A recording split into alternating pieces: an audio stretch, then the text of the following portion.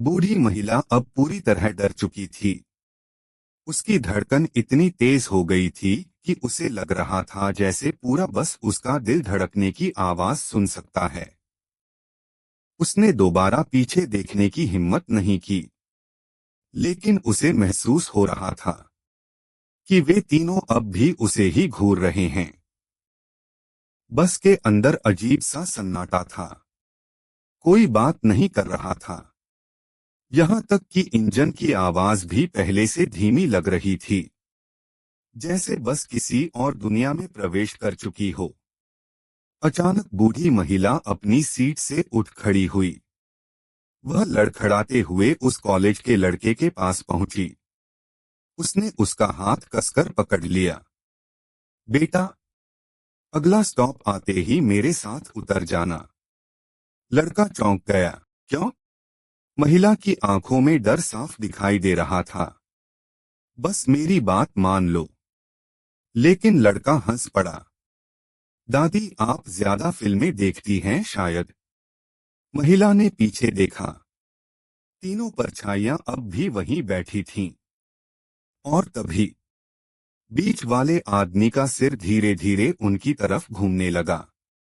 महिला का खून जम गया। अचानक महिला जोर जोर से चिल्लाने लगी, इसने मेरा पर्स चुरा लिया। पूरा बस चौंक गया। कंडक्टर मेई लिन दौड़कर आई। क्या हुआ? यही लड़का। मेरा पर्स इसी ने चुराया है। लड़का हैरान रह गया। मैंने कुछ नहीं किया। बस के अंदर बहस शुरू हो गई। आखिरकार ड्राइवर ने बस रोक दी। दोनों नीचे उतर जाओ और पुलिस स्टेशन जाओ। महिला ने राहत की सांस ली। वह जानती थी, उसने अभी 2 जिंदगियां बचा ली थीं। बस फिर आगे बढ़ गई। धीरे धीरे उसकी लाल टेल लाइट्स भी कोहरे में गायब हो गईं। सड़क पर केवल बूढ़ी महिला और कॉलेज का लड़का रह गए। लड़का गुस्से से चिल्लाया, आप पागल हैं क्या? महिला की आंखों में आंसू आ गए। उसने कांपती आवाज में कहा, मैंने तुम्हारी जान बचाई है। और फिर उसने बस में देखी हुई सारी बातें बता दी। तैरता हुआ आदमी, काली आंखें, कटे हुए होंठ, और वह बर्फ जैसी ठंड। लड़के के चेहरे का रंग उड़ गया। उधर बस नंबर 375 लगातार आगे बढ़ रही थी। लेकिन कुछ ही मिनटों बाद ड्राइवर ली वेई को महसूस हुआ कि कुछ गड़बड़ है। यह रास्ता उसका रोज का रास्ता नहीं था। उसने स्टीयरिंग मोड़ने की कोशिश की, लेकिन बस जैसे खुद चल रही थी। मेई लिन, उसने धीरे से कहा, क्या तुम्हें भी कुछ अजीब लग रहा है?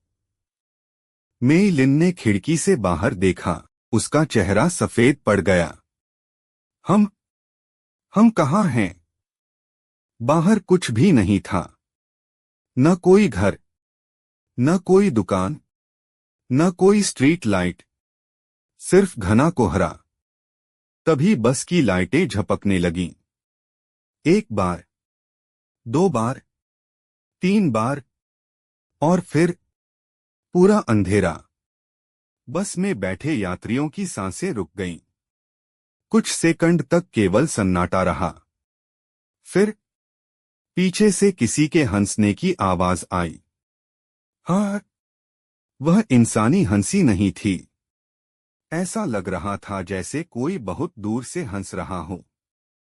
और फिर भी वह आवाज सबके कानों के बिल्कुल पास सुनाई दे रही थी। लाइट वापस आई और सभी की चीख निकल गई। तीनों रहस्यमयी यात्री गायब थे। पीछे की सीट खाली थी, जैसे वहां कभी कोई बैठा ही नहीं था। लेकिन असली डर अभी बाकी था। ड्राइवर ने रियर व्यू मिरर में देखा और उसका शरीर कांप उठा। मिरर में तीनों यात्री अब भी बैठे हुए थे। लेकिन जब उसने पीछे मुड़कर देखा, सीट खाली थी। मेई लिन रोने लगी। हमें यहां से निकलना होगा। लेकिन तभी मिरर में बैठे बीच वाले आदमी ने धीरे धीरे अपना सिर उठाया। उसकी काली आंखें सीधे ड्राइवर पर टिक गईं। और अचानक मिरर में उसका चेहरा मुस्कुराने लगा। बस के अंदर तापमान और गिर गया। यात्रियों की सांसें धुएं की तरह दिखाई देने लगीं। खिड़कियों पर बर्फ जमने लगी। तभी एक यात्री चीखा, उधर देखो। सबने खिड़की की तरफ देखा और उनके शरीर का खून जम गया। सड़क के दोनों तरफ सैकड़ों लोग खड़े थे। वे बिल्कुल हिल नहीं रहे थे, बिल्कुल पलक नहीं झपका रहे थे। बस उन्हें पार करती जा रही थी। लेकिन वे सब एक ही दिशा में देख रहे थे, सीधे बस की तरफ। और सबसे डरावनी बात, उन सबका चेहरा एक जैसा था। एक ही चेहरा, सैकड़ों बार, जैसे किसी ने एक ही इंसान की प्रतियां बना दी हों। अचानक बस एक पुराने पुल पर पहुंच गई। पुल के नीचे काला पानी बह रहा था, इतना काला कि उसमें कुछ दिखाई नहीं देता था। तभी इंजन बंद हो गया। पूरी बस अंधेरे में डूब गई। फिर कदमों की आवाज आने लगी, ठक ठक ठक, जैसे कोई बस के अंदर चल रहा हो। लेकिन अंधेरे में कोई दिखाई नहीं दे रहा था। आवाज धीरे धीरे ड्राइवर के करीब आ रही थी। ली वेई का गला सूख गया। उसने कांपते हाथों से इंजन स्टार्ट करने की कोशिश की। एक बार, दो बार, तीन बार, और अचानक बस स्टार्ट हो गई। लाइटें जल उठीं। लेकिन अब बस में कुछ बदल चुका था। एक यात्री गायब था। उसकी सीट खाली थी। कोई नहीं जानता था वह कब गायब हुआ, कैसे गायब हुआ। कुछ मिनट बाद फिर लाइटें बंद हुईं। फिर चीख सुनाई दी। फिर रोशनी आई और एक सीट और खाली हो चुकी थी। धीरे धीरे एक एक करके सभी यात्री गायब होने लगे। हर बार वही होता, अंधेरा, चीख, और फिर एक खाली सीट।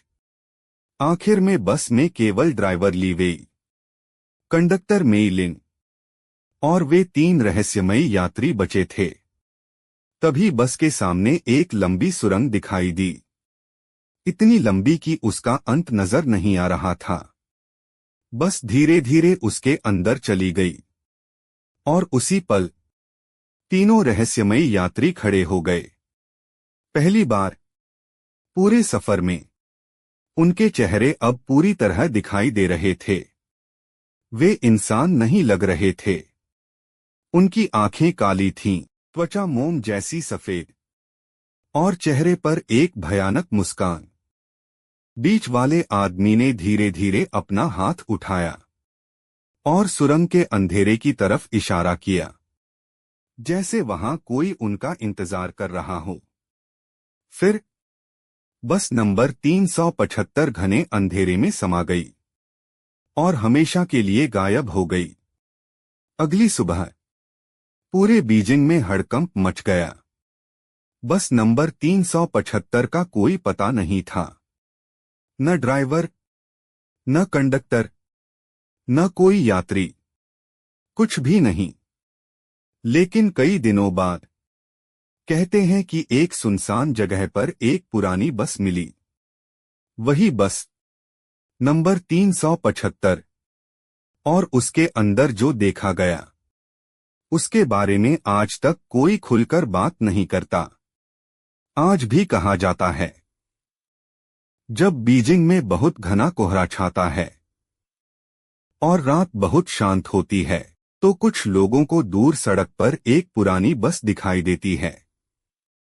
उसके ऊपर लिखा होता है 375, और उसकी सबसे पीछे वाली सीट पर तीन काली परछाइयां चुपचाप बैठी होती हैं, अपने अगले सफर का इंतजार करती हुई।